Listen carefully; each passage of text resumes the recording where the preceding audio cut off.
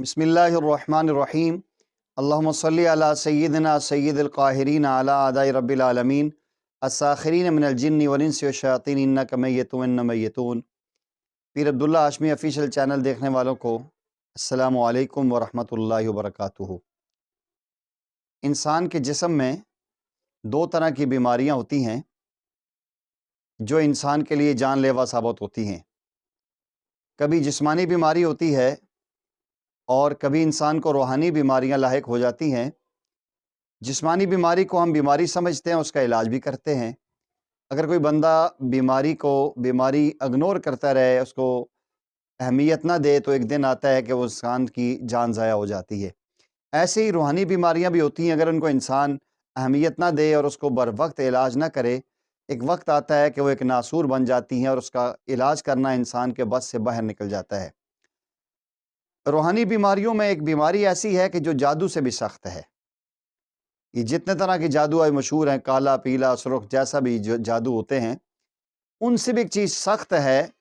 اگر اس کا بر وقت علاج نہ کیا جائے اور اس کو شروع سے نہ روکا جائے تو انسان کے لیے وہ جان لیوا ثابت ہو جاتی ہے۔ نبی کریم صلی اللہ علیہ وسلم نے اس کے بارے میں کہا ہے کہ وہ اتنی خطرناک چیز ہے کہ وہ اونٹ کو ہنڈیا میں پہنچا دیتی ہے اور انسان کو قبر میں پہنچا دیتی ہے۔ وہ جو چیز ہے اس کے علاج کے لیے آج آپ کے سامنے میں ایک قرآنی وظیفہ لے کر آیا ہوں، اور آپ یقین کریں اور اس چیز کا دل میں طے کریں کہ اگر آپ اللہ جل جلالہ پہ مکمل بھروسہ کریں گے، 5 ٹائم نماز کی پابندی کریں گے اور قرآن کریم کو اپنی زندگی کا مشعل راہ بنائیں گے، دستور عمل بنائیں گے، تو انشاءاللہ العزیز بڑی سے بڑی بیماری انشاءاللہ منٹوں میں آپ سے دور ہو جائے گی۔ نظر بد اتنی خطرناک چیز ہے، انسان کی زندگی کو اجیرن کر کے رکھ دیتی ہے۔ انسان کو نظر لگتی ہے، اتنا ذہین فتین لڑکا ہوتا ہے، کلاس میں 1 نمبر پہ آ رہا ہوتا ہے، فرسٹ ڈویژن لے رہا ہوتا ہے، پتہ نہیں چلتا اچانک کیا ہوا جی کہ بچے کو سبق ہی یاد نہیں ہو رہا۔ کبھی ایسا ہوتا ہے اس کا پڑھائی سے دل اٹھ جاتا ہے۔ کبھی ایسی نوجوان بچے یا بچیاں آتے ہیں کہ ہمارا سبق پڑھنے کو دل نہیں کرتا۔ کبھی ایسا ہوتا ہے کہ مسلسل پڑھ رہے ہوتے ہیں لیکن یاد نہیں ہو رہا۔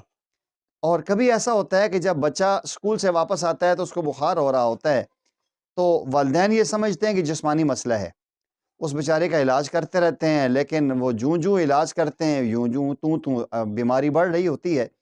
اس لیے نظر بد کی حقیقت کو سمجھیں، اور جب بھی ایسی کیفیت ہو کہ کہیں کسی پروگرام میں گیا، اس نے وہاں نعت پڑھی، تلاوت کی، یا کسی مقابلے میں حصہ لیا، اس کے بعد بخار چڑھ گیا، جسم میں درد شروع ہو گیا، آنکھوں میں ہلکے پڑ رہے ہیں، سبق پڑھنے کا دل نہیں کر رہا، تو یہ نظر بد کی بہت بڑی علامت ہوتی ہے۔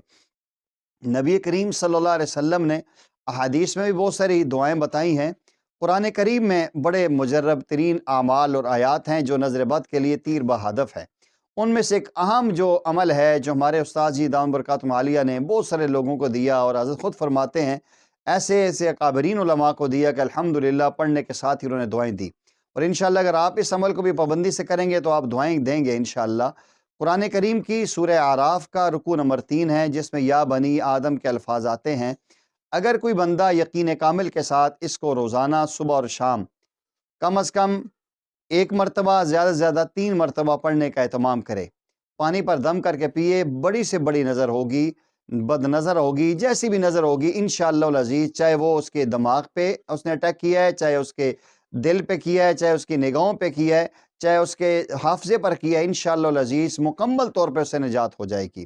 آپ سے گزارش یہ ہے کہ ابھی تک اگر آپ نے اس چینل کو سبسکرائب نہیں کیا تو لازمی سبسکرائب کریں، اور اس کے بیل آئیکن کے بٹن کو ضرور پریس کریں تاکہ ہمارے آنے والی ہر نئی ویڈیو بر وقت آپ کو پہنچ سکے۔